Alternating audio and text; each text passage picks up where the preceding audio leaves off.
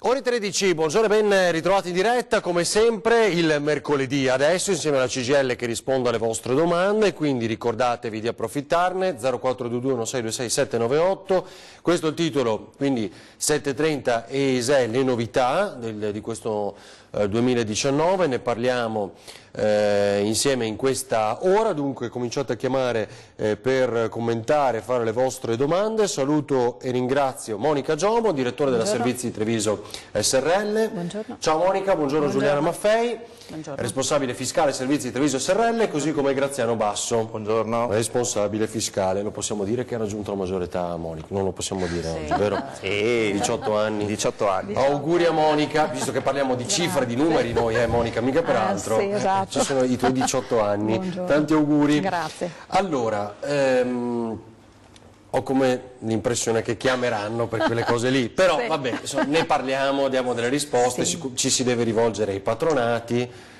non lo potevo neanche citare, però insomma, è il tema di questi un tema giorni. centrale di questi Reddito giorni. e quota 100, quindi però insomma, ecco, ormai l'abbiamo detto. ne parliamo. Di sì. cosa parliamo Monica? Queste novità quali sono? Allora sì, ne parliamo comunque proprio perché sono di grande attualità e quindi chiaramente parliamo di reddito di cittadinanza o pensione di cittadinanza che in qualche maniera coinvolgono anche i CAF.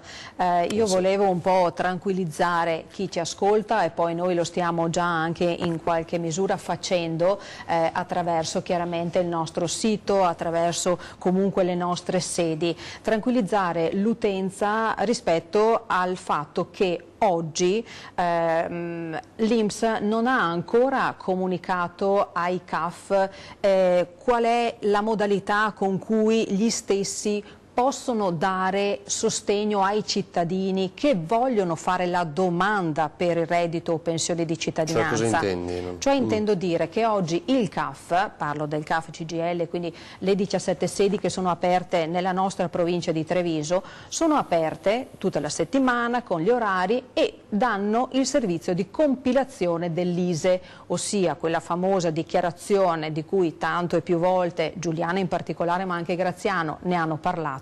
Questa dichiarazione che mette insieme redditi, patrimoni di tutti i componenti del nucleo familiare per ottenere sostanzialmente un valore che si chiama ISEE, un valore proprio numerico.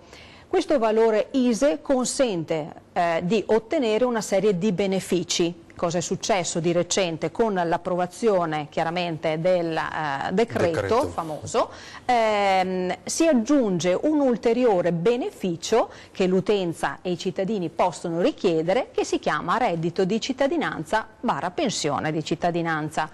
Per ottenere questo beneficio i cittadini chiaramente lo possono fare presentando una domanda e questa domanda si traduce in un pezzo di carta di cui oggi ancora non abbiamo visione perché giustamente il modello con cui fare sta richiesta non c'è ancora. Dall'approvazione del decreto che è del 28 gennaio, qui recentissimo, cosa succede? Ci sono 30 giorni di tempo in cui il governo ha il tempo tecnico per rilasciare questa modulistica, quindi oggi tecnicamente anche volendo non possiamo compilare una domanda dove non sappiamo che modello usare e nemmeno dove andarla a compilare, perché il problema è anche questo: noi dovremmo probabilmente entrare in un portale, quindi in un accesso che ci dà l'INPS nel suo sito,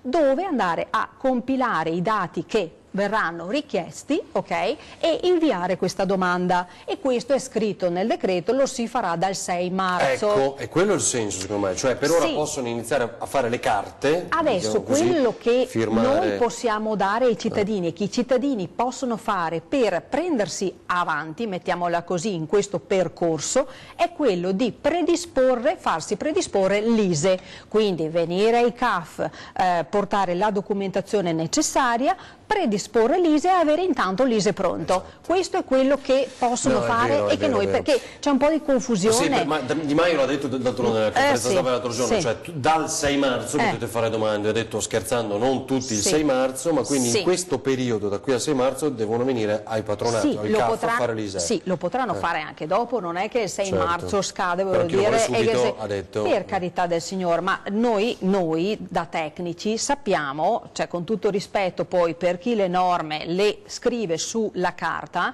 che tecnicamente viene scritto 6 marzo, ma poi cioè, il 6 marzo la macchina probabilmente non sarà allineata, nel senso che non sappiamo se avremo a disposizione gli strumenti il 6 marzo per poter lavorare. Quindi quello che io voglio far passare è questo messaggio: se le persone si rivolgono presso le nostre sedi in tutta la provincia, noi oggi tranquillamente possiamo elaborare e predisporre la dichiarazione ISEE. Se loro desiderano un appuntamento a marzo, dopo il 6 marzo, per la predisposizione della domanda, ok, che non sappiamo ancora quanto tempo che vuole, noi raccogliamo volentieri i riferimenti della persona che chiede questa prestazione e lo andremo, o ci ricontatterà, troveremo il modo insomma di contatto per far sì di chiamarlo quando tutta la macchina è operativa, perché se il 6 marzo che fisso un appuntamento a una persona non sapete ancora perché non vedo il sito aperto dell'INPS e dopo mi tocca telefonare e dire scusa, guarda che non è colpa mia, ma qua non è la macchina pronta. Quindi giustamente massima tranquillità, quello che oggi si può fare noi lo facciamo, quello che non si può fare lo rimandiamo e organizziamo, soprattutto lo organizziamo. Uno sfogo, cioè perché sono arrivati in tanti? Cosa è successo? Sì, ma è chiaro che arrivano in tanti, ma più che altro perché arrivano giustamente quando i media parlano e danno un'informazione. È chiaro che tutti, ma ben venga che tutti si interessano, a volte magari non è così anche con tanti altri benefici, voglio dire, perché magari noi sappiamo che c'è un elenco, non esiste tanto reddito e pensione di cittadinanza, perché giustamente in base al clamore della notizia che viene data tutti corre, però se uno sapesse che anche qua boetta del gas e il pollo ottenere uno sconto, magari correria lo stesso, perché è un beneficio magari anche più sicuro e più facile. Quello, no? Ok, quindi noi siamo qua anche per questo, chiaramente, insomma, quindi il clamore della notizia va bene, però calma, cioè nel senso che tutto si fa con i tempi anche. Allora, e questo è vero, è giustissimo, e quindi tu hai detto attenzione perché la domanda si può fare e insieme ai patronati, giusto, dal 6 marzo? No, i soggetti, gli attori diciamo di questa vicenda sono Poste e CAF. Okay? Poste e CAF per Poste la domanda. E CAF, questi dal sono... 6 marzo. Esatto. Ora, lo ribadiamo ancora una volta, abbiamo detto in effetti da qui fino appunto al 6 marzo potete elaborare insieme appunto ai CAF l'ISEE, che è fondamentale poi per ottenere. È uno diciamo degli elementi che serve chiaramente, poi ci sono altri paletti, altri requisiti, quindi una volta chiaramente determinato l'ISEE, che è il valore, diciamo che è uno degli elementi insomma fondanti per ottenere, si valutano anche gli altri, però diciamo che giustamente essendo un servizio gratuito noi abbiamo sempre ribadito, ok, ci sono una serie di documenti da portare, però prima rileviamo quel valore, dopodiché partiamo ad analizzare anche. E ricordiamo che l'ISEE limite è 9.360 euro annui, perché sennò poi volevi aggiungere, Graziano? Sì, che comunque la domanda, dovendo fare prima la certificazione ISEE e poi il calcolo della domanda, comunque consta in 2 passaggi, perché ricordiamo che per normativa non possiamo più e sono anni che non diamo più l'attestazione ISEE istantanea, perché praticamente la certificazione per il conteggio dell'ISEE stesso viene riemesso dall'INPS a distanza di qualche giorno, per cui il passaggio è sicuramente doppio, per cui vieni al CAF, fai la dichiarazione sostitutiva unica che è l'ISEE, la predisposizione dell'ISEE, noi spediamo all'INPS, l'INPS ci ritorna l'attestazione e dopodiché si può fare la domanda, perché solo dopo che l'INPS ha dato la certificazione di quello che è l'ISEE della persona noi possiamo dire se è nel range o non è nel range per poter rientrare.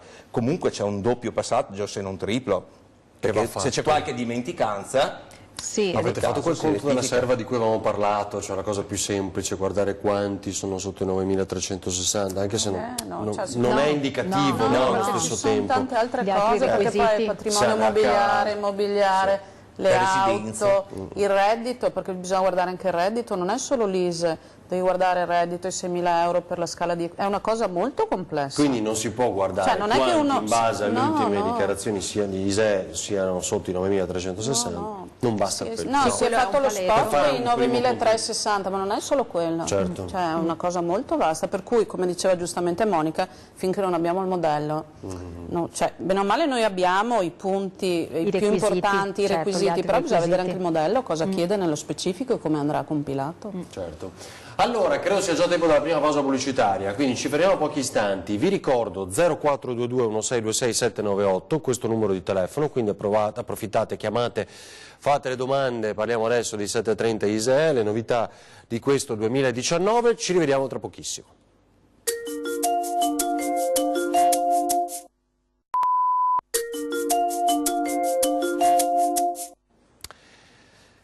Ore 13, torniamo in diretta, 7.30 ISEE, le novità del 2019, c'è una novità che riguarda appunto l'ISEE? Quale? Sì, allora con quello che abbiamo discusso prima, appunto con la pubblicazione del decreto sul reddito di cittadinanza, sono state introdotte delle novità anche per quel che riguarda l'ISEE in toto. Okay?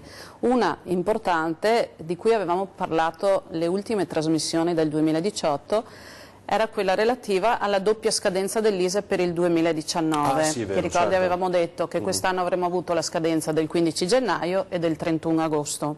Okay? Con la pubblicazione del decreto è stata determinata la validità delle attestazioni con scadenza 31 agosto fino al 31 dicembre. Quindi l'ISEE che io andrò a fare oggi, okay, non mi scadrà il 31 agosto, ma mi scadrà il 31 dicembre.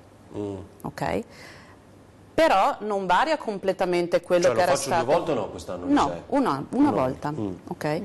Però avevamo detto appunto che avevo le due scadenze, 15 gennaio, 31 agosto, e dal 1 settembre avrei dovuto farla con i redditi aggiornati.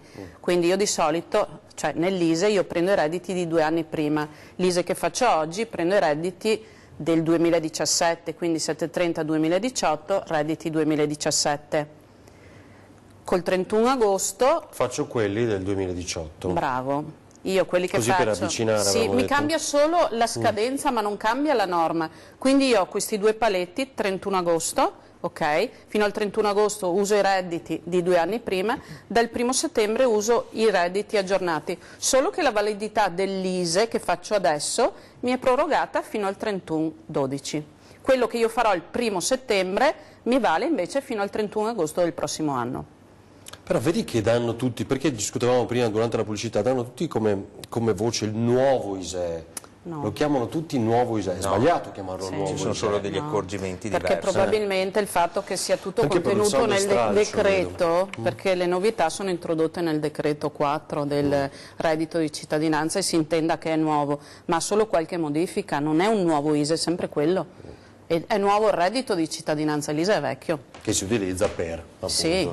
Un'altra novità introdotta sempre dal DL4 del 28 gennaio è relativa ai figli non conviventi, fiscalmente a carico, con più di 26 anni. Questo è importante secondo me. Se io ho un figlio non convivente, con un reddito, perché il fiscalmente a carico è relativo, con un reddito inferiore ai 2.840,51 euro, farà nucleo a sé, mentre prima veniva tratto nel mio nucleo, nel nucleo dei genitori. Questo è importante secondo me proprio ai fini del reddito di cittadinanza. Perché non fai l'ISEE fa nucleo, fa l'ISEE da solo, quindi può ottenere. Sì, perché mentre, cioè io ho un reddito bassissimo, quindi metti che ho 1.500 euro, prima facevo con la mia famiglia, adesso io faccio il mio ISEE con i miei 1.500 Certo, euro. però questa è una persona che vive da solo, si deve pagare l'affitto, chissà se ha poi la casa, dipende, poi la casa rientra nel valore. Però allora noi pensiamo... No, perché il problema del reddito, poi sentiamo la telefonata, scusami Giuliana, Sì. è che dicono, quelli che ultimamente vengono definiti bamboccioni, diciamo, però ecco, di cui si è parlato nei giorni scorsi. Però anche uno di Vivono in 50 anni famiglia. o 60 anni senza reddito farebbe, se ha la mamma di 90 anni e io ho 60 anni e non ho reddito, dovrei fare l'ISEE con mia mamma se non ho figli e non sono sposata. Cioè questo è importante secondo me, perché noi pensiamo ai ragazzi di 26, 27, Certo. ma ci sono anche quelli di 50 e 60. Che vivono con la mamma, tu No, dici no? che A quel punto io che ho 50 anni, io Giuliana ho 50 anni e vivo da non sola. ci crederemo mai, sì, ok. sì. Sì. Di più, molti. Vabbè, io ho 50 anni e vivo da sola, ok? Per una serie di motivi rimango senza lavoro e non ho reddito, 1.000-1.500 euro, non devo avere figli, non devo essere sposata, devo essere da sola. Fino alla pubblicazione del decreto io dovevo essere attratta dalla mia famiglia di origine. Invece oggi faccio l'ISEE da sola. Ho capito. Perché non sono solo i giovani, ma anche, cioè, secondo me questo va a favore di quelli di una certa età. Però la discriminante, poi ripeto, sentiamo la telefonata, è se vivo da solo. Se vivo, i figli maggiorenni non conviventi fiscalmente esatto, a non carico. conviventi fino a 2.680 euro, dicevi? 2.841. 2.840, sì, era Sì, una- virgola 51. Vabbè, insomma, Sì. 2.840. E eventualmente potrebbero appunto beneficiare della No, secondo me è importante questa modifica. Allora, telefonata, pronto, buongiorno. Buongiorno, sono Franco da Udine. Franco, allora, mitico. con queste opposizioni, con questi contrari, con le critiche, eccetera, se mai io decidesse di non far niente, a chi andrebbe la colpa? Grazie e mandi. A lei, Franco, buongiorno. Cioè, se il governo decide di non far niente... Adesso ci ha lasciato così senza capire. Esattamente. Era una domanda un po' Proseguiamo. politica, Sì, mettiamola sì. così, cioè dice... Sì, proseguiamo. piuttosto che niente, meglio piuttosto, insomma, che almeno facciano, mi sembra di aver capito. E, quindi, torno alla domanda di prima, se 50enne oppure anche il 26enne che vive con la famiglia, Fa il nucleo con loro. fa un nucleo tutto Sì. insieme, lui non ha un lavoro, No? però tu dici, è potrebbe. chiaro, a quel punto papà e mamma magari lavorano ma non hanno questo gran lavoro, sono appena sopra Tu i stai 10, chiedendo se hanno diritto al reddito no, di a quel punto no, cittadinanza? il ragazzo, cioè il paradosso è che No, il ragazzo perché, allora, come dovrebbe andare a vivere da solo, no? Si era detto anche in queste settimane. Potrebbero avere il requisito ISEE, i 9.360, ma non quello reddituale, perché qua quello che ci si dimentica è solo l'ISEE. Qua nel decreto dice che il patrimonio, l'importo del reddito deve essere 6.000 moltiplicato per la scala di equivalenza. Per cui 6.000 per, metti che sono 3, 2,04, perché la scala di equivalenza dipende dai componenti, se sei 1, 1, 2, 1,57 e così via. Non è così facile. Potrebbe anche avere diritto, pur rimanendo nel nucleo. Metti che c'ha altre due sorelle che non lavorano. Certo, però sono calcoli appunto da sono fare calcoli nel particolari. dettaglio. Se fosse da solo, secondo me sì. Se non avesse case, patrimonio e quant'altro. Telefonata ancora, pronto, buongiorno. Buongiorno. Prego. Allora, io volevo chiedere una cosa. Mia suocera ha 96 anni. Mi sente? Certo, vada pure avanti. Ecco sì, ha 96 anni. Prende 623 euro al mese di pensione di reversibilità.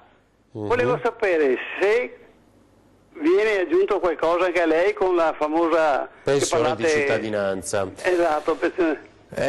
Allora, Volevo come sapere ribadiamo, cioè è bello e giusto sfruttare il mercoledì, però in cui noi siamo in diretta insieme alla CGIL per capire e rispondere, però bisogna guardare le carte. Allora, non so se ci può dare qualche dettaglio in più, Graziano, qualche domanda che può essere utile anche per capire, ma di È un massima. po' difficile perché bisogna guardare la situazione patrimoniale, bisogna guardare parte della A casa situazione... sua?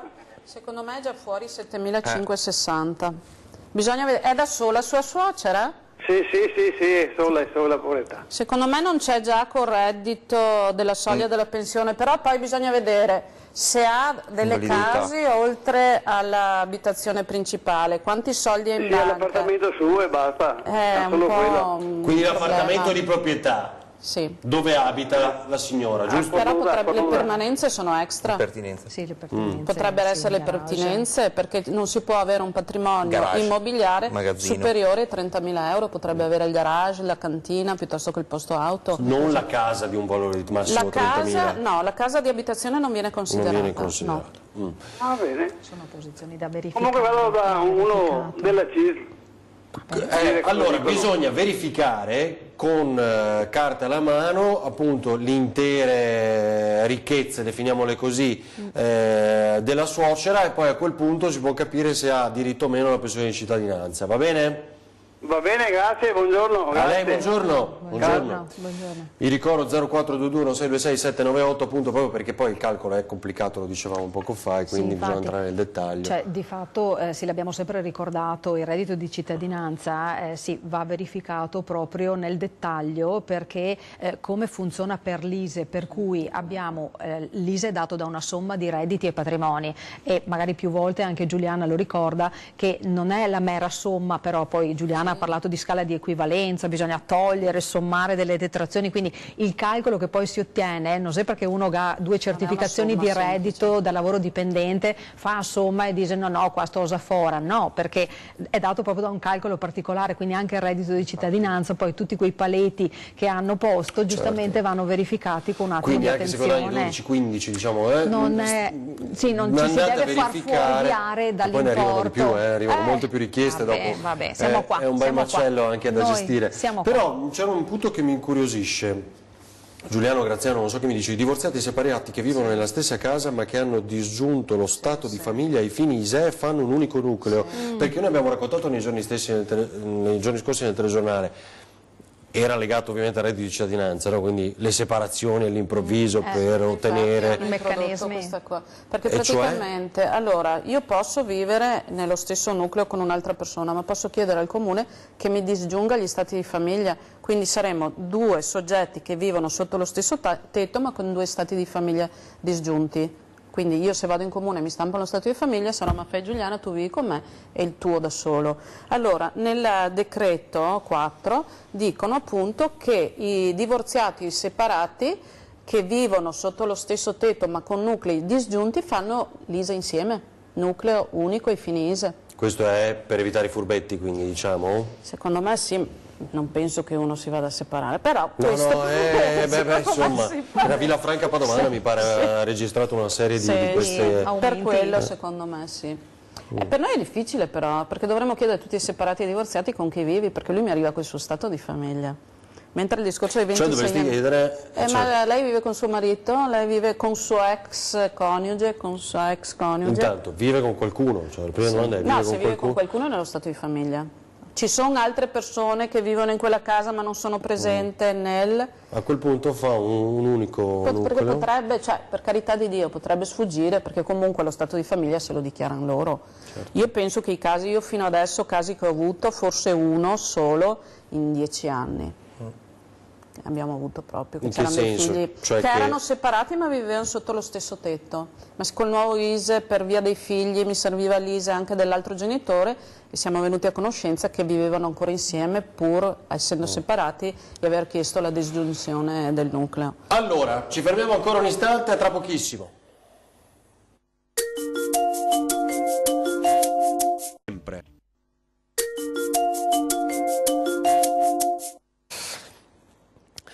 Allora, torniamo in diretta, ore 13, ancora se avete piacere 0422 1626 798 per intervenire in diretta. Cos'è questo, il faro? Cioè, voi siete un faro quindi? Sì. Il senso è questo? Sì. Il tuo punto di riferimento fiscale?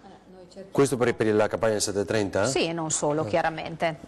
Sì, siamo un punto di riferimento, lo vogliamo essere chiaramente, ma non solo per la dichiarazione 730 o ex unico, adesso si chiama redditi IPF perché ogni anno magari il nome cambia.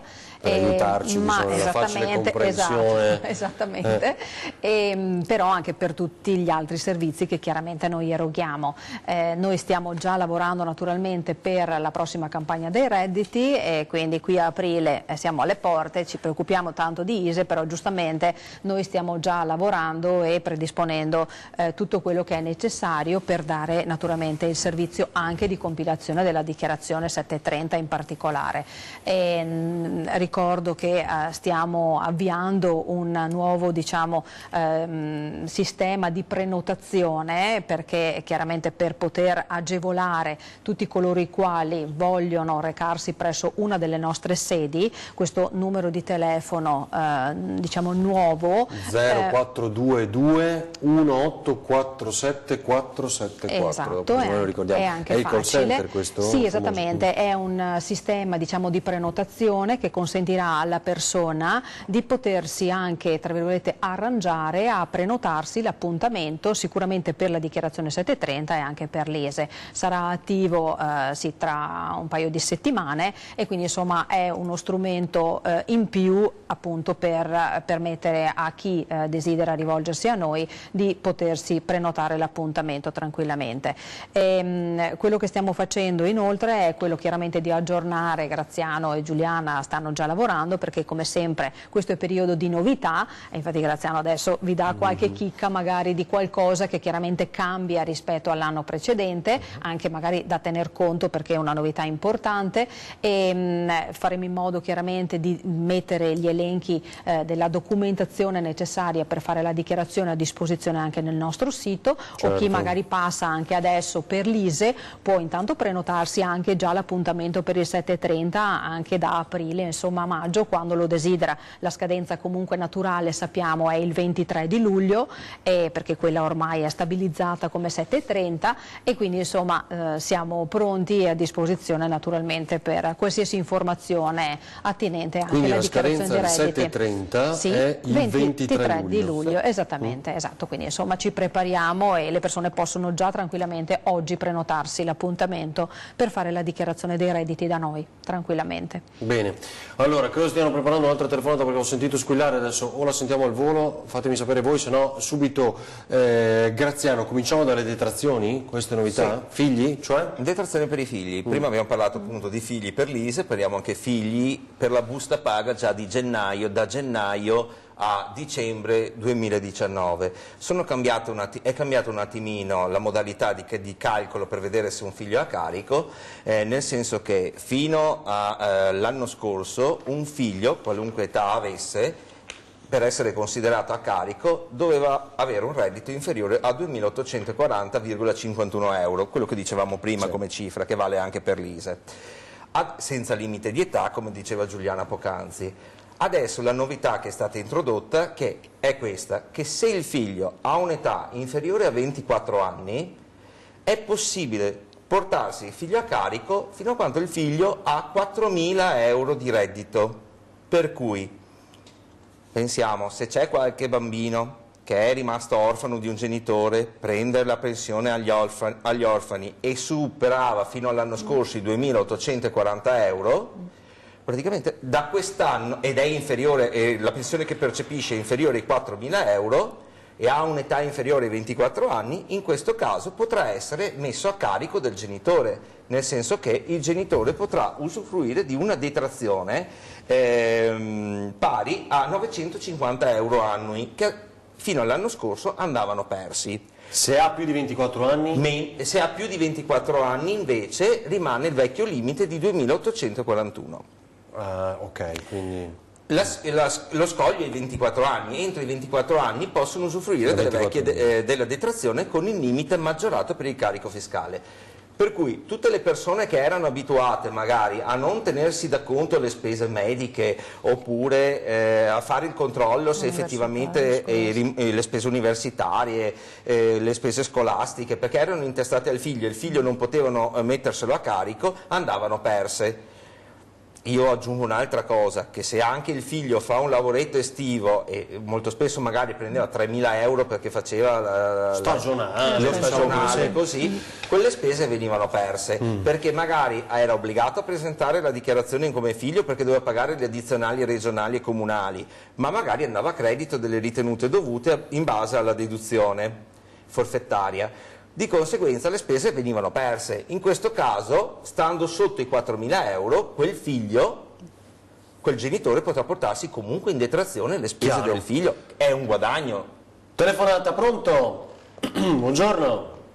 Sì, buongiorno. Prego signora. Sono Maria. Buongiorno. Allora, io volevo chiedere una domanda alla signora che ha parlato prima di l'ISEE. Io l'ho appena fatto e sto aspettando con mio marito, perché io la minima non lo faccio, perché ho problemi con lui, no. volevo capire perché lo dobbiamo fare 2 volte. Già mi avevano avvisato l'assistente sociale che forse scade ad agosto, bisogna vedere nella carta il timbro e tutto quanto.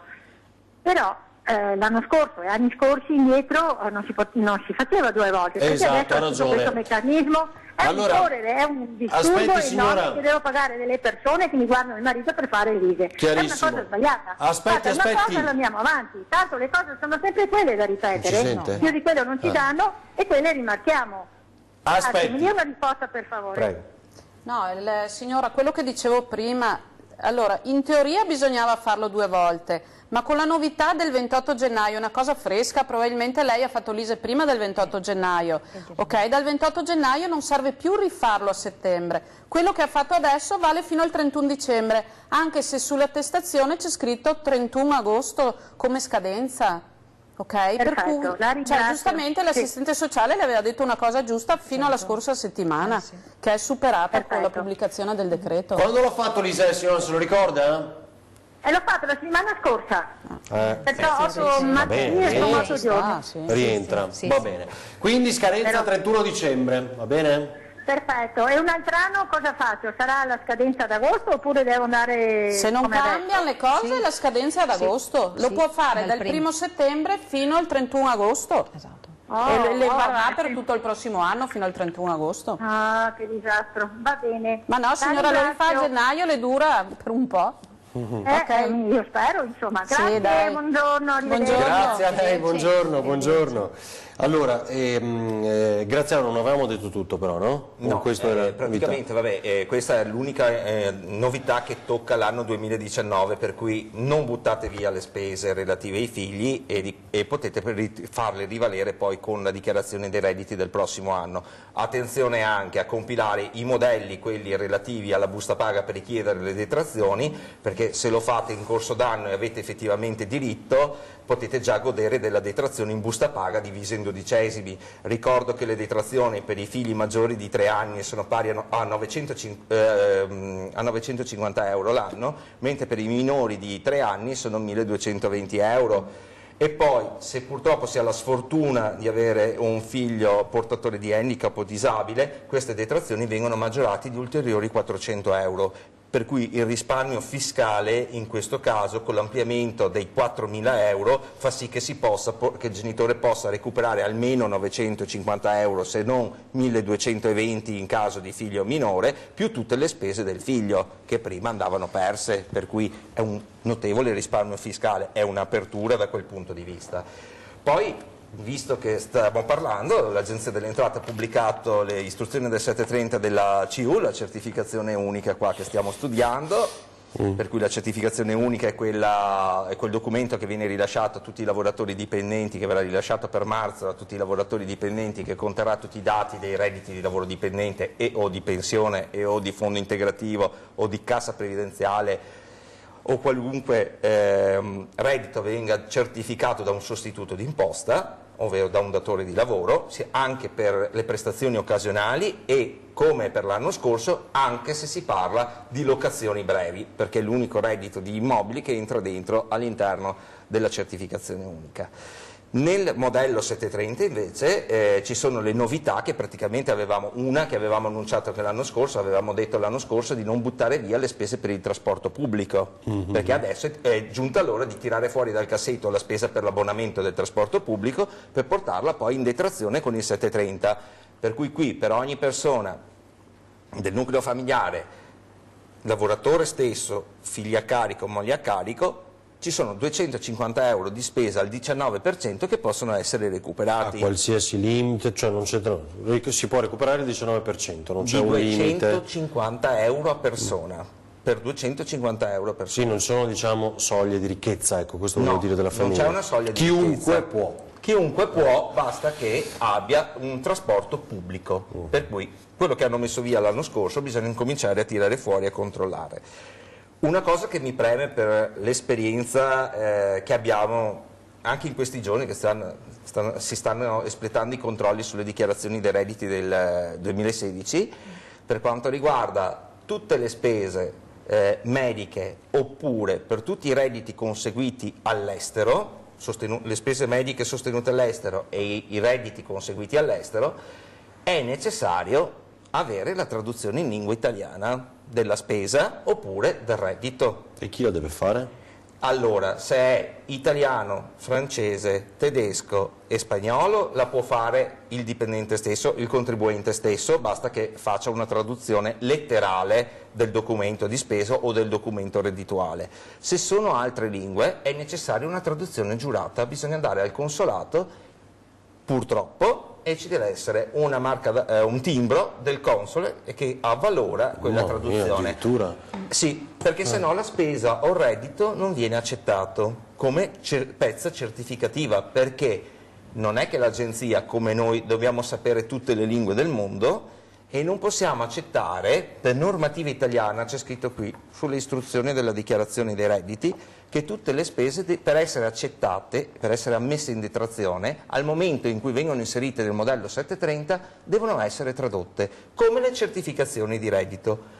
Non è che siano poche, perché molti italiani lavorano all'estero, anche per aziende italiane, e in questo caso, per esempio, usufruiscono anche di un'altra agevolazione che è il credito di imposta estero, ovvero se io ho lavorato in Romania per l'azienda italiana Pippo e Pippo mi ha dato una certificazione di reddito, la mia azienda mi ha dato una certificazione di reddito, ma io nel contempo ho pagato delle imposte in Romania, io non devo pagare 2 volte le imposte, sia in Romania che in Italia, devo scontare le imposte italiane totali perché io sono residente in Italia, ma posso, mi è data la possibilità di scorporarmi, di sottrarre le imposte che ho pagato all'estero. Siccome questa certificazione sarà in rumeno, se ho la fortuna che è bilingue, come di solito è scritto in inglese, altrimenti devo andare al consolato. Altrimenti devo avere tutta la certificazione per usufruire di questo. Sono residente in Italia, quindi pago le tasse in Italia, ma pago quelle meno quelle che ho già pagato in Romania. Questa praticamente, velocissimo, si chiama Convenzione contro le doppie imposizioni, è una garanzia che è data tra gli accordi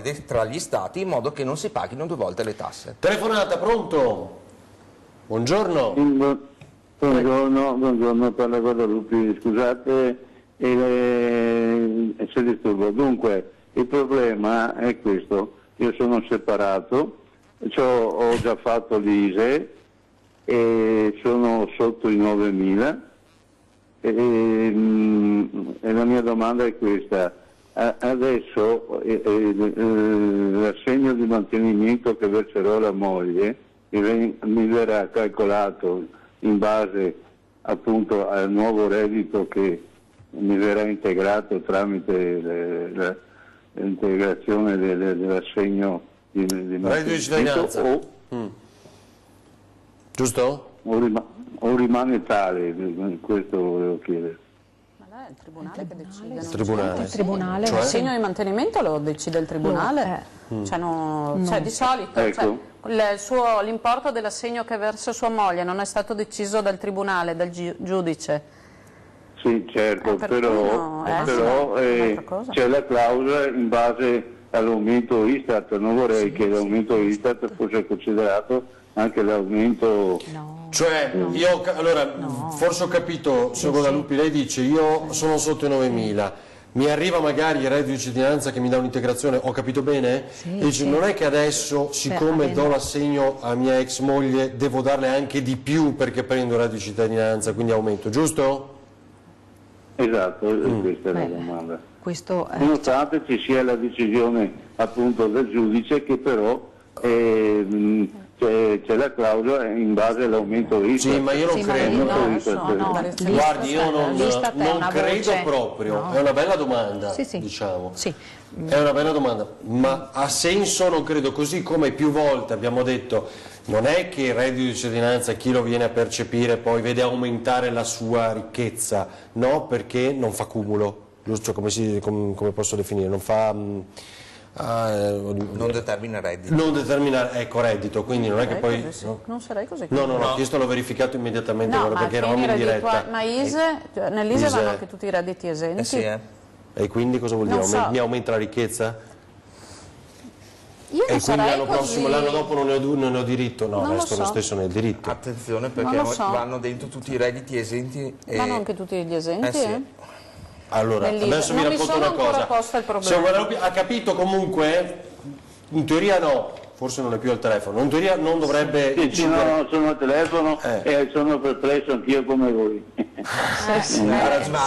Aspettiamo qualche giorno ancora di capirne un po' di più. Ma magari vediamo con le istruzioni, quando vengono pubblicate le istruzioni del reddito di cittadinanza. No, ma sa perché? Perché la sera in cui fecero le slide, almeno un paio, 2 o 3 settimane fa, c'era il Premier Conte, Luigi Di Maio, eccetera, eravamo in diretta con la trasmissione, abbiamo mandato subito un SMS al capo dei senatori, il capogruppo dei senatori del Movimento 5 Stelle Patonelli, che è del nord-est, e quindi lui ha detto no, non fa assolutamente cumulo, perché sennò è chiaro, cioè, aumenta la ricchezza, l'anno dopo non ha più diritto. Forse ne parla qua a un certo punto. Cerchiamolo, comunque insomma, a me risulta così, dopodiché vediamo.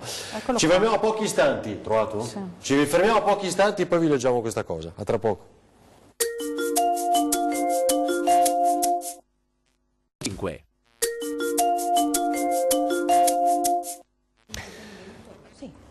Allora, ore 13 abbiamo consultato il testo.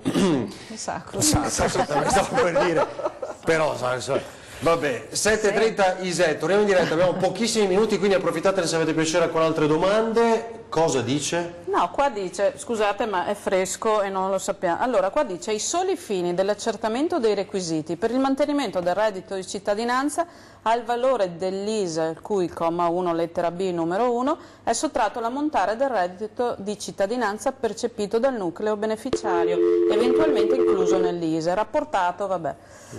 Cioè, ai fini del io mantenimento. lo scrivo, giusto? Sì. Lo segnalo chiaramente nell'ISEE l'anno prossimo. Giusto, tra l'altro. Io no, secondo me non è, io aspetterei le istruzioni. No, quello senz'altro. Però qua dice dal punto di vista reddituale l'aumento Istat va dichiarato. Sì, quello è poco ma però entra dentro. Però se mi dice i soli fini dell'accertamento dei requisiti per il mantenimento dell'RDC da reddito è sottratto l'ammontare, però i soli fini dell'accertamento dei requisiti non dice che nell'ISE non va. Per il mantenimento? Giusto? Sì, per attestare che tu hai diritto no, ma anche attenzione. l'anno dopo. Esatto, allora, che lo si debba scrivere, cioè nell'ISEE vada segnalato tutto quello che è pacifico. Il problema è dire, è come se non l'avessi ottenuto non è che riguardo i redditi, è aumentata la mia ricchezza perché lavoro. Ecco, quindi non è che se no finisce che un anno lo prendo, un anno no, come dicevamo prima, perché oggettiva, l'anno lo prendo, l'anno dopo in base a quell'anno ho superato i requisiti e quindi non lo posso più prendere, poi di nuovo torno se non cambia la situazione purtroppo. Sì, sembra proprio. Telefonata, pronto? Pronto? Buongiorno signora, prego. Sì, buongiorno. Io sto seguendo la vostra trasmissione.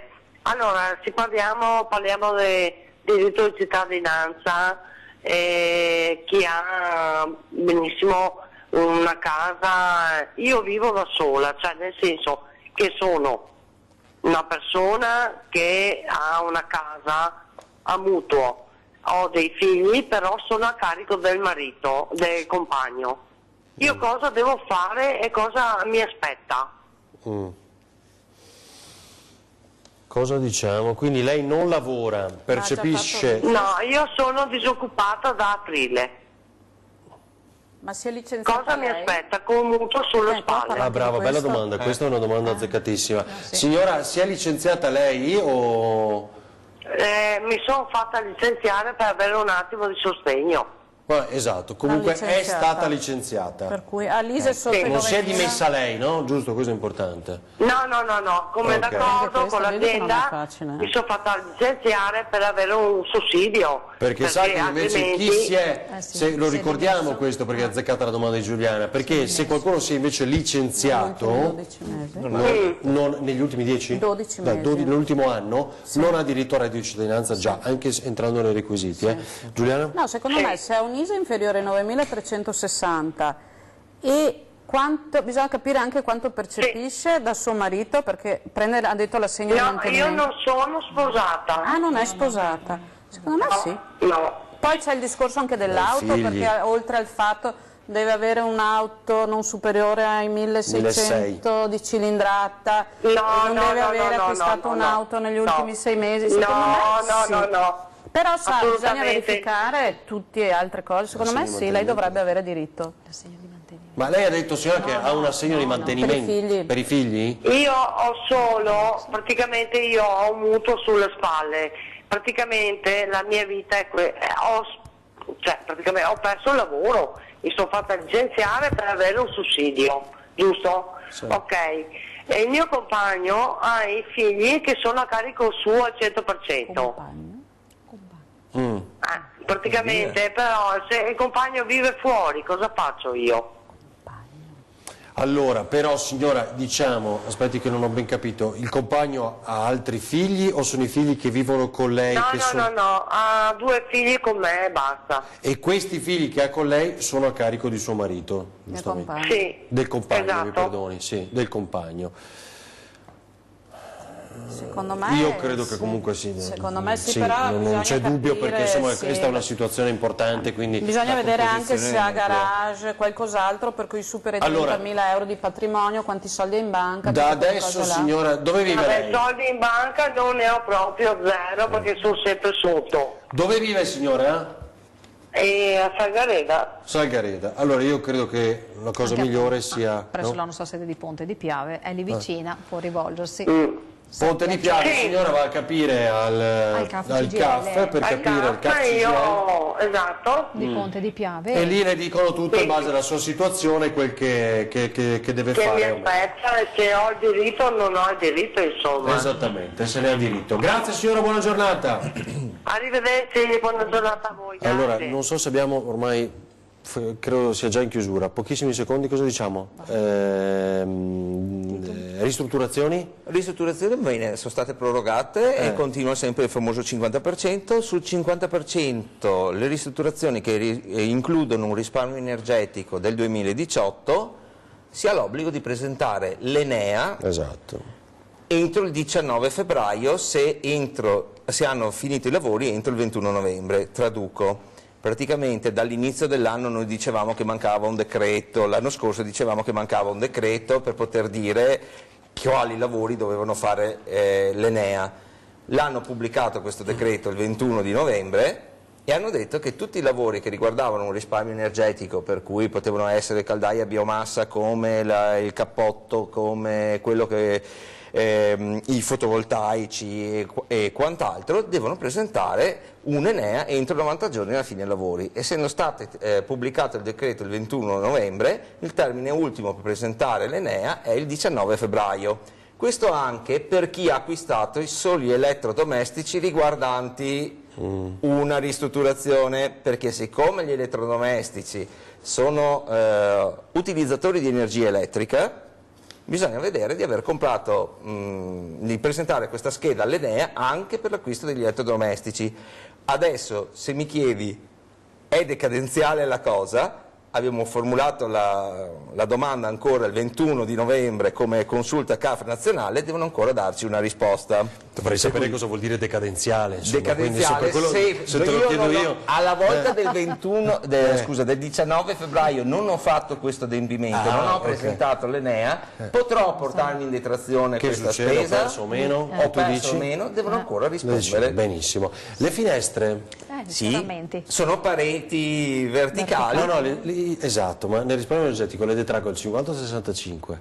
Puoi detrarle in una maniera o nell'altra, dipende. Come non mi hanno detto che è sceso dal 65 al 50? Sì, ma bisogna vedere che tipo di 50, perché sono due 50, sono 50% ristrutturazione, per cui articolo 16 bis del TUIR, oppure 50% 296 sì, che è però non è più al energetica. 65. No, però ci sono 2,50. Lo sapevi, sei sicuro? Ti ho pagato per la prima volta in tutti questi anni? No. Lo sapevo ancora da gennaio dell'anno scorso. Vabbè. Però, Monica, dobbiamo chiudere, cosa diciamo? Se ci sono novità noi ci rivediamo il 13 di marzo, mercoledì 13 marzo. Così avanti? Sì, così avanti, noi sì, ma approfittiamo di questo tempo perché avremo notizie un attimo più certe anche sulle novità del 7.30, in quanto c'è un incontro proprio Grazie prima. a Monica Giomo, Giuliano Maffei, Graziano Basso, a voi per averci seguito. ricordatevi poi i telegiornali a partire dalle 18:30, questa sera 20:10 con il nostro direttore Luigi Bacialli e l'assessore regionale